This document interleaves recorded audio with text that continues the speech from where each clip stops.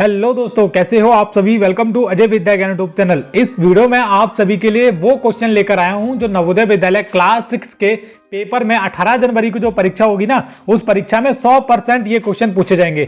ज्यादा क्वेश्चन नहीं है, गणित के यानी कि मैथ के 5 मोस्ट इंपॉर्टेंट क्वेश्चंस लेकर आया हूं जो हर बार नवोदय विद्यालय के पेपर में पूछे जा रहे हैं लगातार। और उसी तरीके से 18 जनवरी को जो पेपर होगा इस बार, उस परीक्षा में भी आप सभी को वो क्वेश्चन पेपर में जो क्वेश्चन लेकर आए हैं वो देखने के लिए मिलेंगे गारंटी से 100%। तो अगर आप भी नवोदय की तैयारी कर रहे हो, इस वीडियो को पूरा देख लेना। 5 क्वेश्चन आप सभी के एकदम सही जाने वाले हैं मैथ्स के, ठीक है। और ऐसे ही करके 5-5 क्वेश्चन करके हम पूरे अपने मैथ्स के 20 क्वेश्चन तैयार कर लेंगे जो इंपॉर्टेंट है। चलिए शुरू करते हैं वीडियो को। पहला क्वेश्चन देखते हैं। मैं आपको ना तो इस वीडियो को लाइक करने के लिए बोलूंगा, ना सब्सक्राइब करने के लिए बोलूंगा, लेकिन एक चीज बोलने के लिए जरूर बोलूंगा, कहने के लिए जरूर बोलूंगा। अगर आप नवोदय की तैयारी कर रहे हैं तो इस वीडियो को पूरा देख लेना। 5 क्वेश्चन है, ज्यादा क्वेश्चन नहीं है, 10 मिनट का वीडियो होने वाला है। बस वीडियो को पूरा देख लेना और वीडियो के नीचे आप कमेंट कर देना कि आपको वीडियो कैसा लगा। बस इतना करना है। अब क्वेश्चन को करना शुरू करते हैं। पहला आपको जो क्वेश्चन देखने के लिए मिलेगा 18 जनवरी वाले पेपर में, वो आपको ये वाला क्वेश्चन देखने के लिए मिल सकता है। आप देखेंगे यहां पर क्वेश्चन आपको मिल रहा है। क्वेश्चन को पढ़ते हैं। क्वेश्चन लिखा है 15, 18 तथा 45 के लासा तथा मासा में अंतर है। तो क्वेश्चन बहुत इजी है लेकिन बच्चे गलत कर देते हैं। अब देखो भाई लोग, यहां पर सबसे पहले आपको क्या करना है, इस क्वेश्चन का एलसीएम और उसके बाद HCF, ठीक है, महत्तम समापवर्तक और लघुत्तम समापवर्तक निकालना है, ठीक है, तभी ये क्वेश्चन आपका हो जाएगा। तो हम पहले निकालेंगे एलसीएम। अब एलसीएम निकालने के लिए आपको क्या करना है, जो संख्या दे रखी है 15 दे रखा है, 18 दे रखा है, 45, ठीक है, इसका आपको एलसीएम निकालना है। तो एलसीएम निकालने के लिए आप क्या करेंगे, सबसे पहले 2 लिखेंगे तो 15 का एज इट इज आ जाएगा, 2 ना 18 आ जाएगा, फिर 45 का एज इट इज आएगा। अब आप देखो कि ये संख्या है, ये किससे भाग हो रही है, 3 से हो जाएंगी, ठीक है। तो 3 पंजे 15, 3 तिया 9, फिर 15 तिया 45, फिर एक बार 3 और जाएगा, ठीक है। 5 एज इट इज रहेंगे, 3 एकम 3 और ये 3 पंजे 15। अब एक बार 5 जाएंगे, 5 एकम 5, एक ऐसे रहेगा पहले का, फिर 5 एकम 5, ठीक है। अब यहाँ पर जो हमको चीज मिली है, 1 2 मिला है और ये 3 मिले हैं, फिर 3 मिले हैं, फिर 5। अब आपको क्या करना है, इसकी गुणा करनी है आपस में। तो 2 की आपको क्या करनी है, 3 से गुणा करनी है, 2 तिया 6 आ जाएगा, फिर 3 से करनी है, फिर 5 से करनी है। तो आप देखेंगे टोटल कितना बनेगा, 2 तिया 6, 6 तिया 18, 18 पंजे 90। हमारा जो एलसीएम आया है वो आया है 90। ये आपको ध्यान रखना है, एलसीएम कितना आया है, 90। मैं यहाँ पर लिख देता हूँ, हमारा जो एलसीएम आया है वो आया है 90। ये बात आपको ध्यान रखना है। अब एलसीएम हमने निकाल दिया तथा मासा यानी कि महत्तम समावर्तक का अंतर पूछा है। एलसीएम हमारे पास आ चुका है, मासा हमको और ज्ञात करना है। तो मासा निकालने के लिए, ठीक है, तो आपको 15, 18 तथा 45 दे रखे हैं। तो सबसे पहले आपको 15 की भाग करनी है 18 से, ठीक है। 18 से भाग करोगे, 15 एकम 15, एक बार जाएगा, बचेगा 3 और 15 ये वाले यहाँ पर ले लेंगे, 3 पंजे 15। ये तो आपको करना ही आता होगा।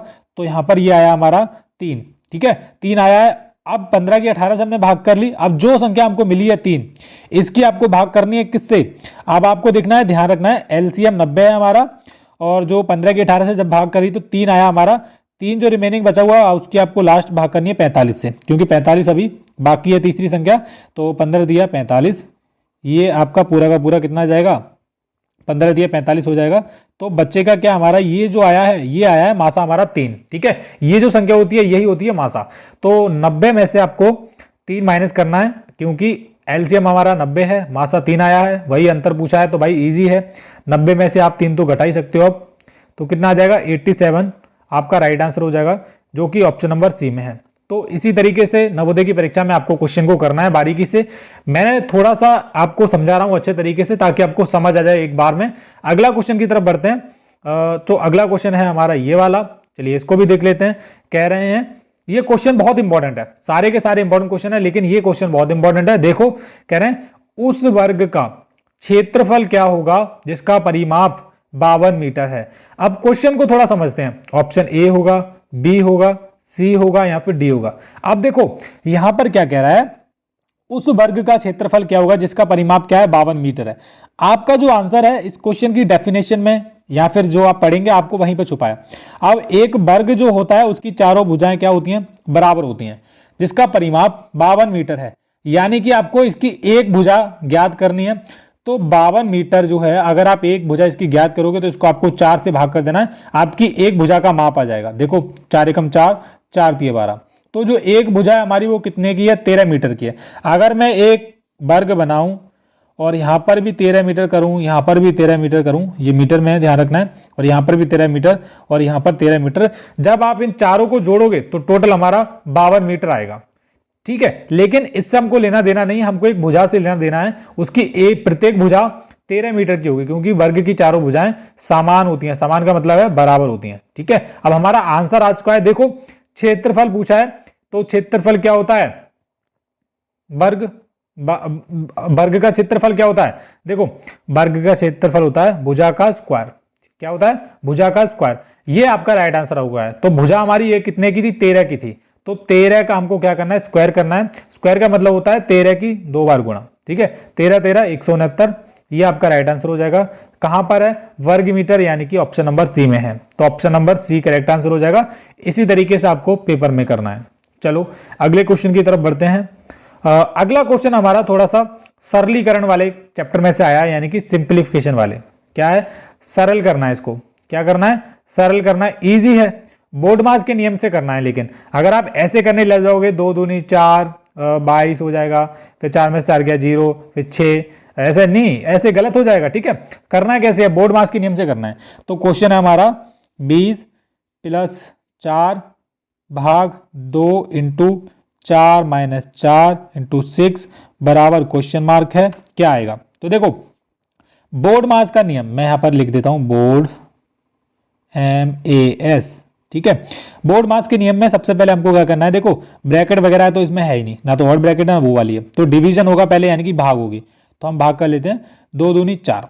ठीक है, अब क्या करेंगे, मल्टीप्लाई करेंगे, तो 4 की क्या करेंगे, इससे मल्टीप्लाई करेंगे, 4 दूनी 8।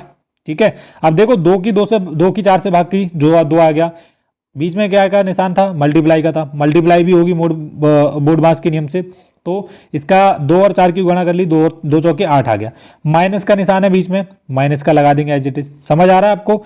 अब फिर से मल्टीप्लाई है तो फिर से मल्टीप्लाई कर लेते हैं, 4 × 24। ठीक है, और यहाँ पर क्या है हमारा, कितना बचा है, इधर बचा है 20, और निशान का आएगा, प्लस का आएगा। ठीक है, क्योंकि ये प्लस का हुआ है हमारा, तो हम इसको लिख सकते हैं 20 + 8 और 4 × 24 माइनस के 24। अब आप देखो कि इसमें राइट आंसर क्या हो रहा है इसका, 20 और 8 को आप जोड़ लो, कितना हो जाएगा, 28 में से 24 घटा लो, ये आपका राइट आंसर हो जाएगा। 28 में से 24 बचेंगे तो कितना जाएगा, 4 जाएगा। ठीक है, तो कहां पर है, ये आपका ऑप्शन नंबर ए में दे रखा है, ऑप्शन नंबर ए इसका राइट आंसर है। तो बोर्ड मास के नियम से ही आपको पेपर में करना है, नहीं तो आपका आंसर गलत हो जाएगा। ठीक है, नवोदय के जितने भी क्वेश्चन पूछे जाते हैं बोर्ड मास से रिलेटेड होते हैं, सरलीकरण वाले। तो ये ऐसा नहीं है कि आपको जल्दी जल्दी में जैसे 2 दूनी आप 4 कर लो, उसके बाद ऐसे करने लग जाओ, 22 हो जाओ, 22 में से ये जोड़ लो, 4 में से 4 घटा दो, फिर 0 कर लो, प्लस फिर इंटू में 6 कर लो, तो ये गलत हो जाएगा आपका। ठीक है, ऐसे नहीं होता क्वेश्चन।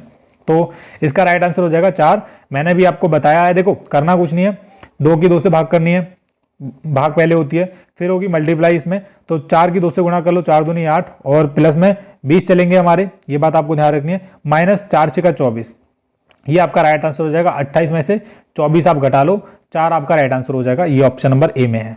ठीक है, चलिए अगला क्वेश्चन देख लेते हैं। अगला क्वेश्चन ये हमारा सेकंड लास्ट क्वेश्चन है।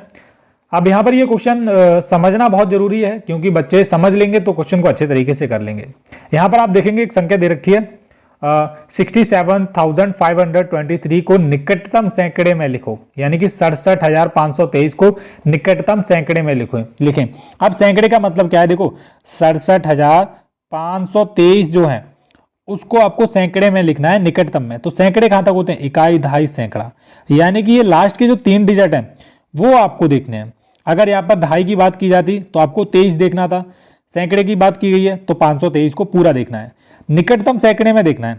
अब यहाँ पर हमको क्या है, जो 67,523 है, इनमें से इन 3 अंक से मतलब है, क्योंकि इकाई, दहाई, सैकड़ा, 5 तक क्या है, सैकड़ा आ रहा है, वही पूछा है कि सैकड़े में लिखो। तो देखो निकटतम सैकड़ा क्या होता है, अगर यहाँ पर हमारा जो अगर यहाँ पर होता हमारा 67,555 ये होता, तो हमारा इसका जो राइट आंसर होता ना वो क्या होता, 67,600 होता, ये हमारा राइट आंसर होता अगर इतना होता तो। लेकिन हमारा कितना है, 523 है, यानी कि ये 550 से भी कम है। ठीक है। तो यहां पर अगर मैं निकटतम में जाऊं तो हमको और पीछे जाना पड़ेगा बैक में, तो हम इसको लिख सकते हैं 67,500। ठीक है, यही हमारा राइट आंसर होगा। क्यों होगा? क्योंकि जो 523 है, जो 67,523 है, ये 523 अगर ये कम है, ठीक है, ये 100 से भी, 100 के आधे से कम है, यानी कि 50 से भी कम है, तो यहां पर हम इसको 67,600 नहीं लिख सकते। ठीक है, 67,600 कब लिखते? अगर होता 67,575 होता। ठीक है, अगर ये 600 के करीब होता, 600 के करीब होता, नजदीक होता तो लिखते। अगर ये 65 होता, 565 तब भी लिख लेते, 560 होता तब भी लिख लेते। लेकिन ये क्या है? ये 50 से भी कम है। अगर 550 होता, अगर 549 होता तब भी हम इसको क्या लिखते? 500 ही लिखते। ठीक है, ज्यादा होना चाहिए अधिक में। तो निकटतम में तो यही इसका राइट आंसर होगा 67,500। Option number A correct answer हो जाएगा। चलिए अगला क्वेश्चन देख ले, जो हमारे इस वीडियो का लास्ट क्वेश्चन है।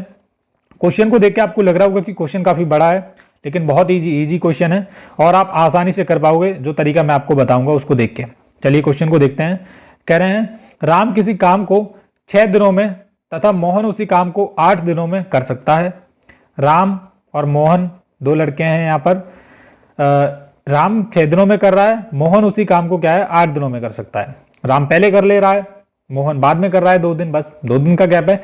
यदि दोनों काम को एक साथ करना शुरू करें तो काम कितने दिन में समाप्त हो जाएगा? दिन पूछे हैं और काम को वो दोनों अब साथ में कर रहे हैं। तो देखो, जो भी दिन दे रखे हैं, राम के दे रखे हैं, मोहन के दे रखे हैं, इनको आपको आपस में जोड़ना है। जब आप इसको आपस में जोड़ोगे तो आप इसको लिखेंगे 1/6 और आप लिखेंगे दूसरे को 1/8।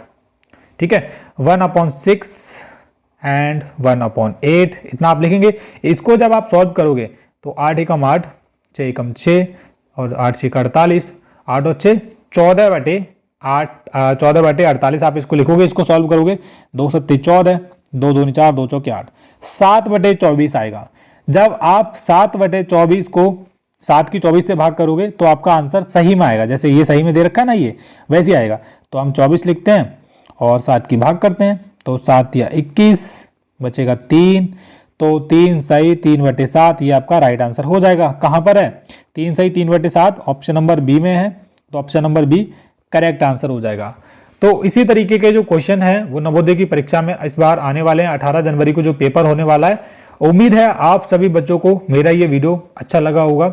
अगर अच्छा लगा है तो इस वीडियो के नीचे आप कमेंट कर दीजिए। मैं डेफिनेटली अपने चैनल पर लगातार ही ऐसे वीडियो लाता रहूंगा और इस वीडियो को अपने फ्रेंड लोग जो भी स्टूडेंट्स नवोदय की तैयारी कर रहे हैं उनको भेजिए, ताकि उनके भी नवोदय विद्यालय की परीक्षा में अच्छे अंक आ सकें और उनका सिलेक्शन हो सके। क्योंकि इस बार बहुत सारे बच्चे नवोदय की परीक्षा देने वाले हैं, तो आपको तैयारी मेहनत से करनी है और तैयारी करने के लिए भागने की इधर उधर जरूरत नहीं है।